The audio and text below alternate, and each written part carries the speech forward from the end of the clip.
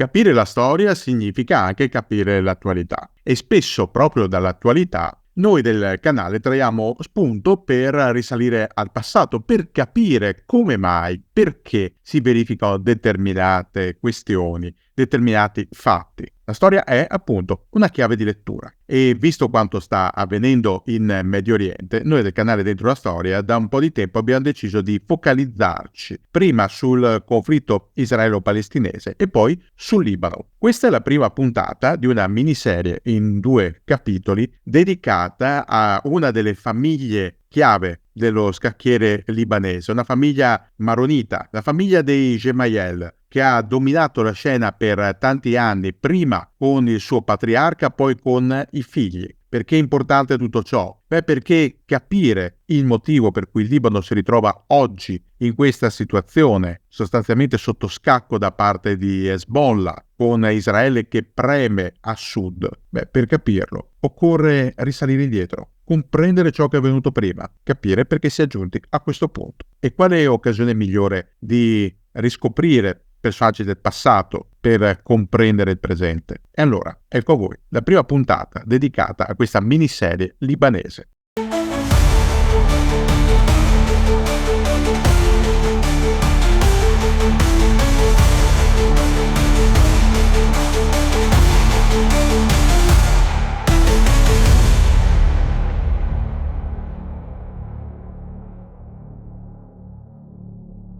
Oggi noi di Dentro la Storia viaggeremo nel tempo e anche nello spazio, viaggeremo in un paese che una volta era meraviglioso e che oggi è molto pericoloso. Ecco, i viaggi possono riservare diverse sorprese, alcune piacevoli, altre meno piacevoli, con la connessione costante di un mondo sempre più piccolo e sempre più digitale. I rischi durante i viaggi all'estero aumentano anche per l'esposizione potenziale a rischi rappresentati da hacker o da malintenzionati. Per proteggervi da questi rischi c'è NordVPN, la migliore VPN in circolazione, partner di Dentro la Storia, e proprio per gli iscritti al nostro canale NordVPN ha pensato a una clamorosa offerta. Acquistando uno dei piani biennali otterrete uno sconto esclusivo più 4 mesi extra, sempre con la garanzia di 30 giorni soddisfatti o rimborsati. Tutto per la vostra sicurezza.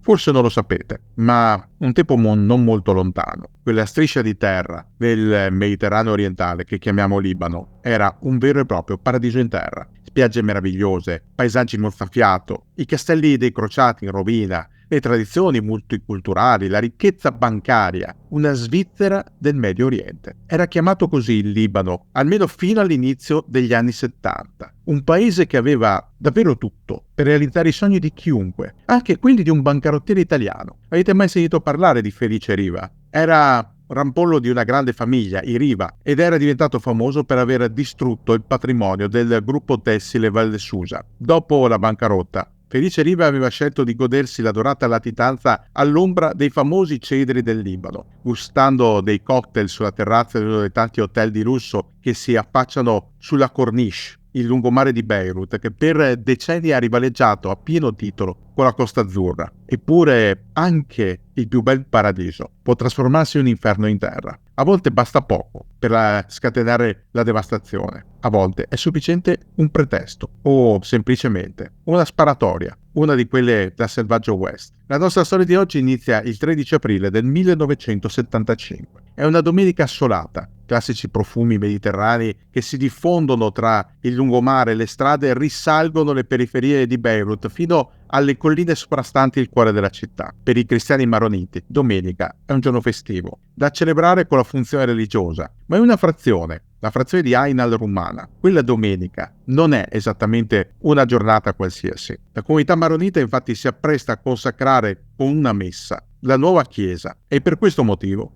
il sagrato è pieno di gente. Tra le persone che si apprestano a entrare nell'edificio sacro c'è un uomo distinto, un 70enne vestito all'occidentale, la camicia inamidata, la cravatta, la giacca, il fazzoletto al taschino. In tanti tra i presenti chiamano quell'uomo papà, alla francese. La sua presenza aumenta il significato della cerimonia, le conferisce un significato politico. Quell'uomo non è un vescovo né un sacerdote, d'altronde si direbbe è in borghese. È un vecchio parlamentare, considerato tra i padri dell'indipendenza nazionale e anche un paladino della sua comunità. Quell'uomo risponde al nome e cognome di Pierre Gemayel. Nato nel 1905 in un villaggio a nord-est di Beirut, Pierre Gemayel fa parte di una stimatissima famiglia maronita. I suoi antenati, giunti in Libano come rifugiati dopo essere scappati dal Cairo per motivi politici, hanno costituito una fiorente attività di commercio, diventando poi dei rispettati notabili. Il giovane Pierre viene mandato dai suoi genitori al collegio dei Gesuiti per svolgere i primi studi. Successivamente si trasferisce a Beirut per studiare alla facoltà di medicina. A fine anni 20, Pierre Gemayel apre nella capitale libanese una farmacia, ma più che di rimedi e ricette, Pierre Gemayel si occupa volentieri d'altro, segnatamente di politica e di sport. Sì, avete capito bene. Pierre Gemayel nel 1936, a 31 anni, è il capitano della squadra olimpica libanese di calcio e va a giocare le Olimpiadi. Dove? A Berlino. Sono i giochi della Germania nazista, quelli ripresi dal regista Leni Riefenstahl nel suo lungometraggio documentario Olimpia. Sono i giochi passati alla storia per il tentativo della macchina propagandistica nazista di comunicare un mondo diverso, nuovo, un mondo dominato dalla purezza ariana e dal tentativo di imporre la cultura fisica secondo i canoni, appunto, del razzismo biologico e non solo tedesco. Ma nel corso di quei giochi c'è spazio non solo per Owens, che lo sappiamo, conquista 4 ori alla faccia delle questioni razziali. C'è spazio anche per la nazionale olimpica di calcio libanese, di cui, come dicevamo, Pierre Gemayel è il capitano. Gemayel resta affascinato dalla città di Berlino e dall'organizzazione del regime hitleriano, un'organizzazione ferrea, di assoluta disciplina. Certo, Gemayel capisce che il regime hitleriano è intriso di razzismo. Gli arabi non sono ben visti, ma di questo Gemayel non si cura. Quando torna a casa, dopo i giochi, il 31enne Pierre imprime una decisa svolta alla propria vita. Basta con lo sport, mantiene comunque l'attività della farmacia perché di qualcosa bisogna pur vivere, soprattutto si dedica animo e corpo alla politica. Crea un partito militante destinato a rappresentare i maroniti nel complicato calderone libanese. Il nome prescelto per trasmettere quel desiderio di ordine, disciplina e dominio è Kataeb, la falange. Gemayel non è da solo nella sua opera.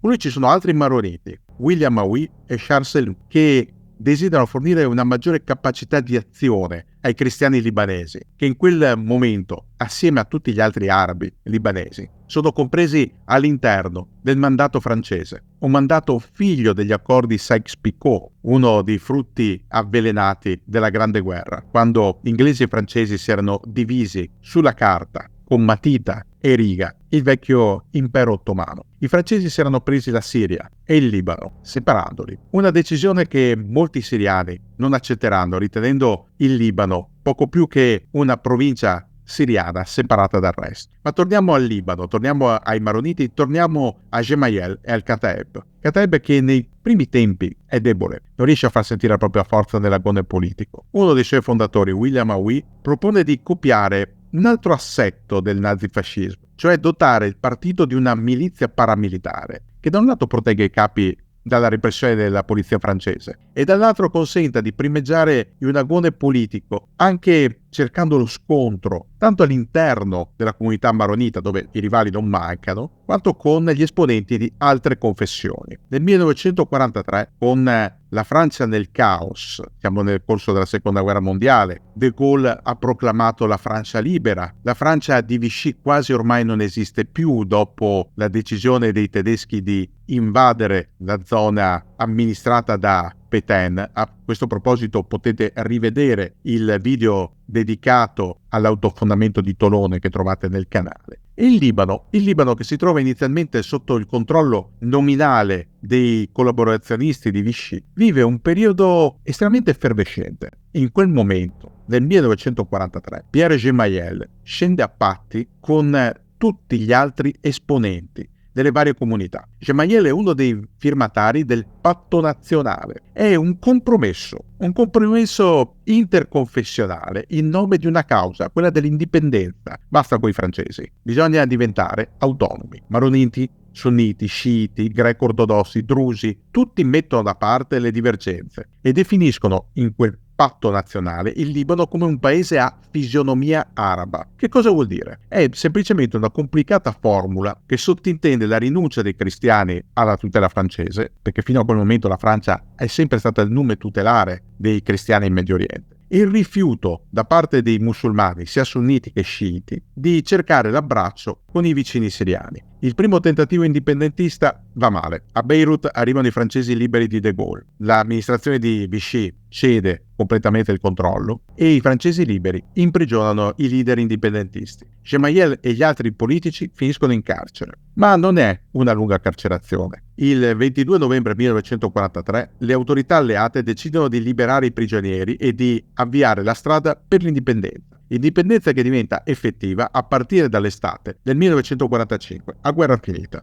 Passano gli anni e Pierre Gemayel si scopre ambizioso. Kataeb, la sua creatura, cresce e insomma c'è spazio per una vera e propria scalata al potere. Ma sulla sua strada si frappongono diversi ostacoli. Uno di questi ha un nome e cognome definito. Si chiama Camille Chamoun e nel 1952 viene eletto presidente della giovane Repubblica Libanese. Anche Chamoun è maronita. Secondo il patto nazionale di cui abbiamo appena parlato, il ruolo di capo dello Stato spetta di diritto ai fedeli di San Marone. Ai sunniti spetta la presidenza del governo, agli sciiti la presidenza del Parlamento e ai greco-ortodossi il Ministero degli Esteri. Chamoun è un uomo scaltro, è un politico navigato. Ha colto anche lui l'importanza di affiancare la diplomazia classica con un uso ragionato della forza. Quindi cosa fa? Ha deciso di imitare Gemayel, ha costituito una sua milizia privata, le Tigri, a supporto del Partito Nazionale Liberale che lo sostiene. Nel 1958 però la presidenza Chamoun entra in crisi. I drusi di Jumblat, richiamati dalla rivoluzione irachena e dal panarabismo di Nasser, premono per una revisione forzata del patto nazionale e scatenano i disordini. Chamoun chiama in soccorso i Marines americani che sbarcano a Beirut, ma nell'occasione anche la falange di Gemayel recita un ruolo. Affianca l'esercito libanese nel riportare l'ordine tra le strade. A questo episodio abbiamo dedicato recentemente un video,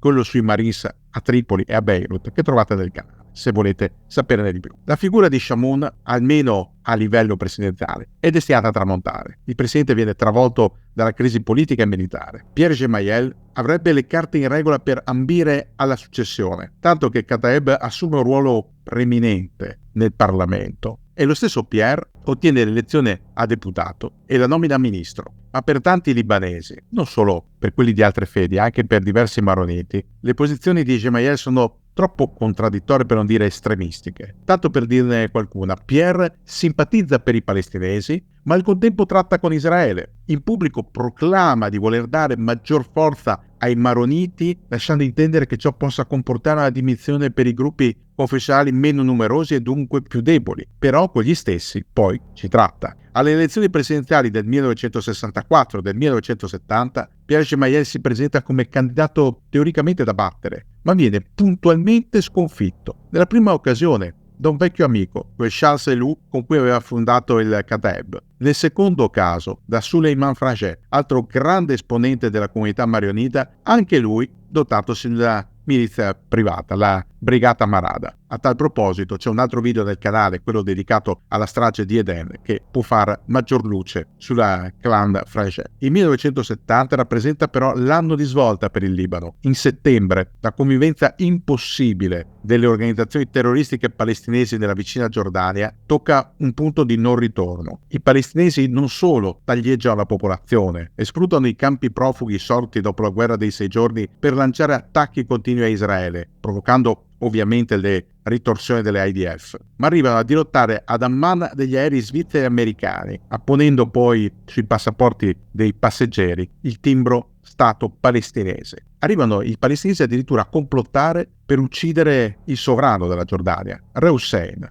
Il monarca hascemita, dopo un po', ne ha abbastanza. Ne ha abbastanza di quegli ospiti indesiderati e sgraditi. Il 16 settembre 1970 dichiara la legge marziale e scatena la legione araba. che viene autorizzata a massacrare chiunque si trovi nei campi. La reazione, neanche a dirlo, è furibonda. L'OLP chiama in aiuto la Siria e Hussein si rivolge al nume tutelare statunitense, che mobilita l'aviazione israeliana, la quale senza bombardare si limita a sorvolare costantemente la colonna di aiuti dei siriani, finché questa colonna non viene indotta a tornare indietro, a evitare di varcare il confine. A fine settembre 1970 giunge un accordo di cessate il fuoco. I guerriglieri superstiti e i profughi traslocano nelle settimane successive verso il Libano, mentre in Siria Assad prende il potere e in Egitto Nasser, stremato per le trattative di pace, muore a causa di un infarto. Il Pacifico Libano si ritrova così nell'occhio del ciclone, giacché l'arrivo dei palestinesi apporta uno squilibrio demografico rispetto a quei delicati rapporti che erano stati stabiliti anni prima nel patto nazionale. In più, come se ciò non bastasse, l'arrivo dei palestinesi richiama in zona non solo le milizie, ma anche il rischio di rappresaglie israeliane. Pierre Gemayel sa benissimo cosa significhi accordare ospitalità agli uomini di Arafat e di Abbas e si oppone. Lo fa con discorsi pubblici, lo fa in Parlamento, denuncia la presenza di quegli ospiti sgraditi. In risposta, gli stessi palestinesi lo inseriscono in cima all'elenco dei propri nemici e comincia a escogitare dei metodi di eliminazione di un avversario forte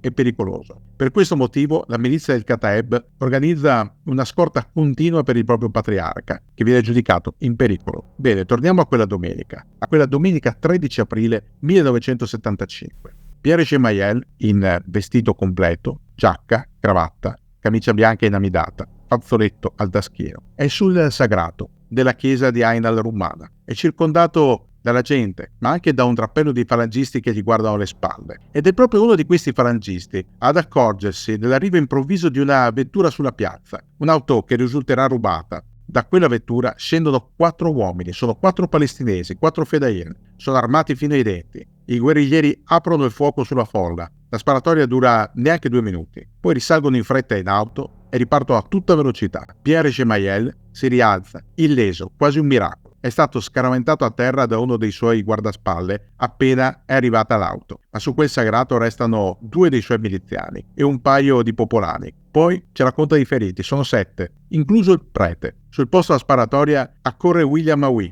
amico di Gemayel, capo militare del Kataeb. Aoui non ha dubbi, l'obiettivo di quel comando era proprio Pierre, il fondatore della Falange, e i mandanti chi potranno mai essere? I leader palestinesi. Pierre Gemayel viene portato al sicuro dalla sede del partito mentre i falangisti vengono richiamati in armi. D'altronde c'è una vendetta da consumare, occhio per occhio, dente per dente, funziona così. Da un'informativa della polizia libanese, Aoui viene a conoscenza dell'imminente passaggio a pochi chilometri di distanza, nella zona di Mansour, di un autobus requisito dal Fronte Popolare di Abbas. Ufficialmente è un veicolo che deve trasportare dei malati all'ospedale di Beirut. I falangisti tendono una trappola. Con la scusa di un controllo documenti, fermano l'autobus e lo assaltano. A bordo non ci sono feriti, ci sono guerriglieri, fedain, del Fronte Popolare di Abbas. Vengono tutti accerchiati, disarmati, fatti scendere e uccisi, senza pietà. Come detto, occhio per occhio, dente per dente. Dovrebbe essere solo un regolamento di conti. Tu hai cercato di uccidere il mio capo, io uccido i tuoi soldati. Finisce qui. No, non finisce qui. Perché quello che doveva essere solo una domenica sì di sangue, ma tutto sommato circoscritta, si espande in qualcosa di peggio. Saputo dell'assalto all'autobus,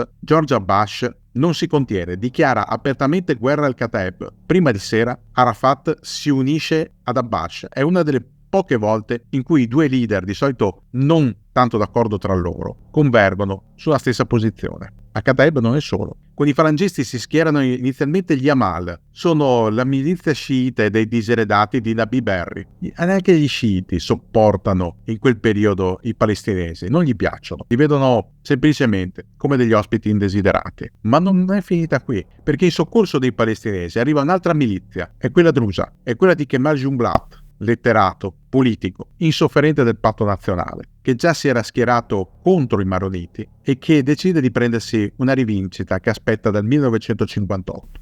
Kemal Jumblat morirà dopo qualche tempo in maniera non del tutto chiara a un posto di blocco siriano. Il suo posto verrà preso, come nella migliore tradizione feudale, dal figlio Walid. Ma cosa succede al Libano? Quello che era un paradiso, gli hotel che si affacciano sul mare, la corniche, questa bellissima passeggiata sul lungomare, le terrazze coi cocktail, le banche che custodiscono ricchezze. Ecco, la Svizzera del Medio Oriente, da paradiso diventa un inferno. L'equilibrio si sfalda. Per le strade si comincia a combattere, inizialmente con le armi automatiche, poi si inizia a vedere i lanciarazzi, le artiglierie, i mezzi corazzati. Perché? Perché le milizie si fanno sponsorizzare o comprano loro stesse gli armamenti, oppure a poco usufruiscono dello spaldamento dell'esercito libanese, che anno dopo anno perde i pezzi. Una brigata passa interamente con gli sciiti, un'altra brigata cede le armi ai maroniti, non c'è più nulla. Il presidente Frangé, cui manca poco per finire il mandato, commette l'errore peggiore. Chiama